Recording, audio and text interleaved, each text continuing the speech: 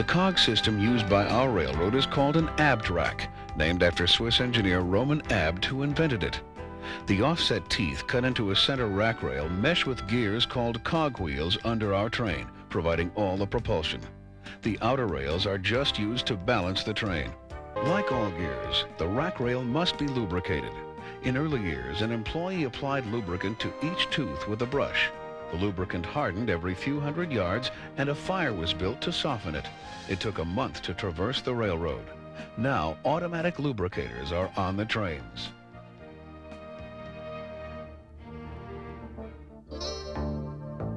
From the very beginning, track work was critical to the railroad's excellent safety record. Today's track crew carries on that grand tradition. It is difficult but essential work in searing sun and biting cold, performed at high altitudes. A typical day starts with loading ties onto a flat car. All the railroad's 52,000 ties and 8 3/4 miles of track rail must be regularly replaced for safe operation. Today, those ties are unloaded just below 12,000 feet. First, the bolts that hold the rack rail to the tie must be removed by unscrewing and then pulling them out.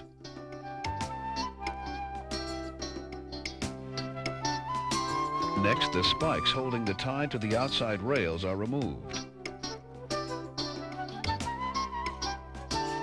The worn tie is dug out, loosened, and removed to be discarded.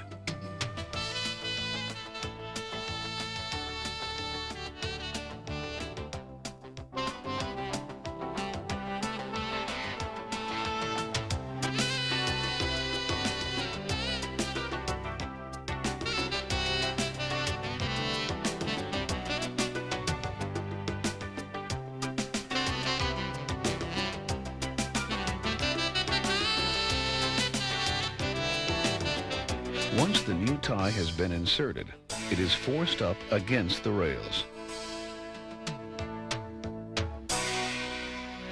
Spikes fasten the outside rails to the tie.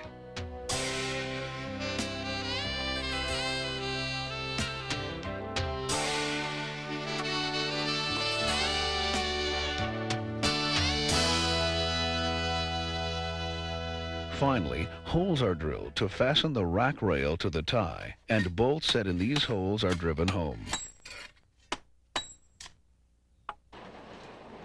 Day's end sees this seldom-seen crew heading home for a well-deserved rest. We will meet another train here at Windy Point. First, the work train arrives to clear the main line for our train. You may have noticed a problem. 3 trains need to pass, and only 1 siding is available. A very clever dance of the cog trains allows all 3 to go their way. The work train enters the siding, and our train appears.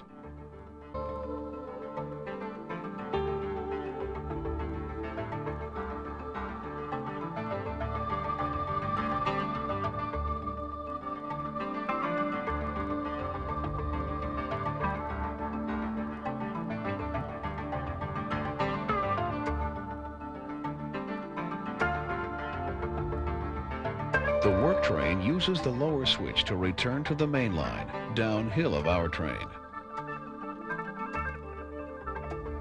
The downhill train arrives and uses the siding to pass both our train and the work train.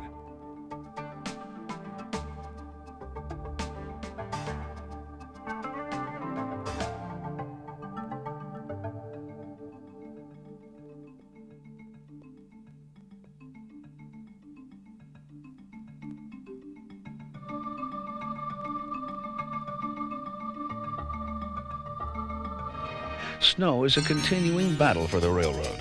Snow can fall any time of the year on Pikes Peak, but clearing the track in the spring is most difficult. From the earliest days, snow was removed by pushing a flat car plow into the drifts. The plow is backed away and men shovel the snow off the car, a grueling job at these high altitudes. By 1973, snow removal still had not changed much. A diesel locomotive now pushed the flat car plow into the snow and backed away with tons of white powder, while men still suffered the task of shoveling that snow off.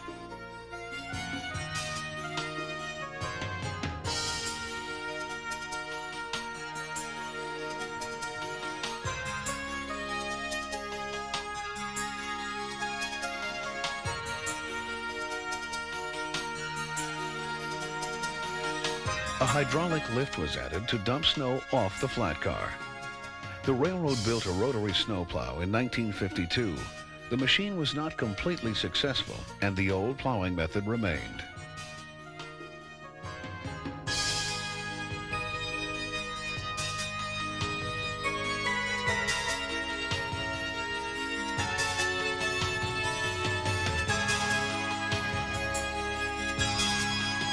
No matter what the plow, very deep snow must be blasted down to a height within the plow's capacity.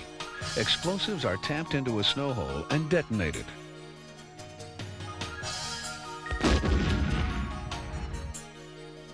By 1974, a new rotary plow built by American Snowblast had finally retired the flat car.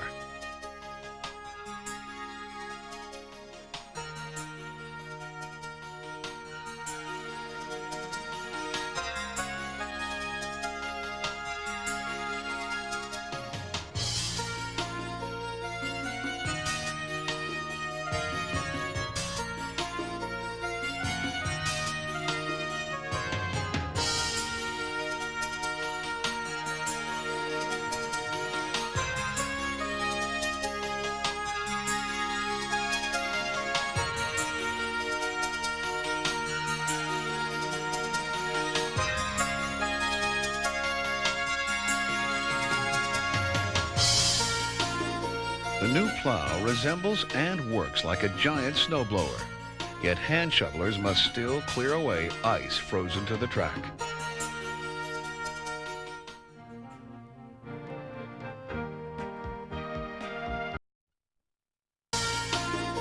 The new plow resembles and works like a giant snowblower, yet hand shovelers must still clear away ice frozen to the track. With all these rocks around, one occasionally falls on the track. Explosives are placed and the many-ton rock is blasted into pieces that can be removed easily.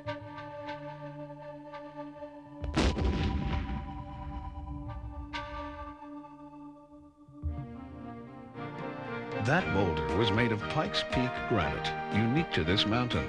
It is pinkish, soft, and prone to weathering.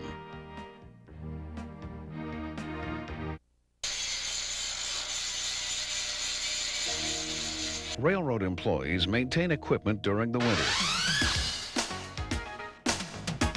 Here an engine is removed to overhaul its transmission.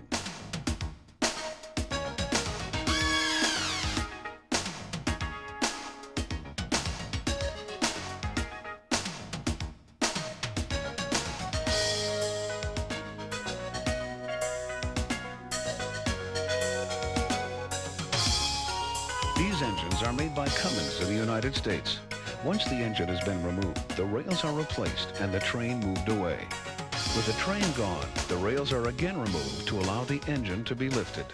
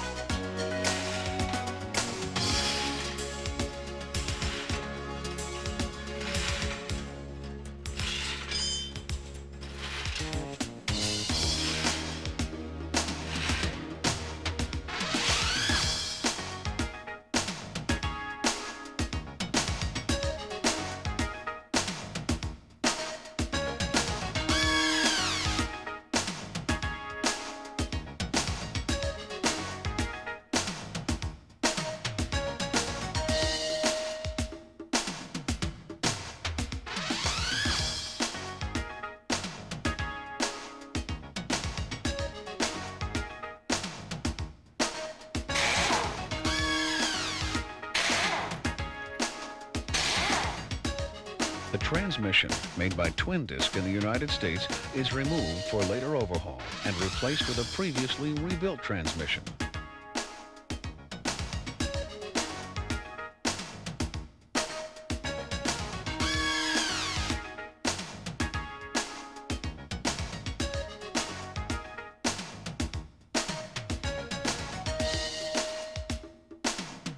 No job is small, and even the flywheel must be removed with a hoist.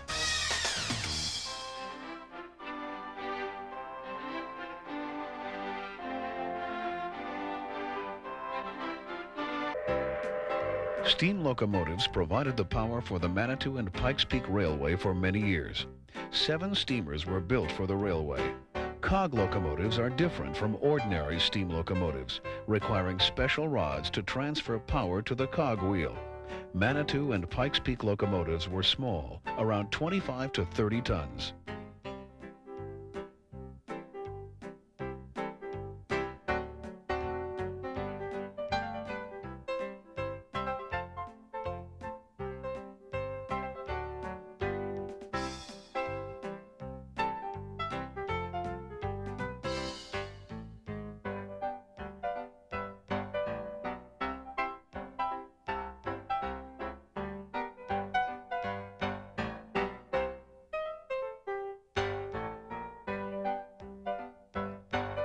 Locomotive 4 powered the last steam passenger trip in 1958, and no one expected to see steam again. But that locomotive was retrieved from a museum, restored, and ran again in 1980. This locomotive was built by the Baldwin Locomotive Works in Philadelphia in 1897.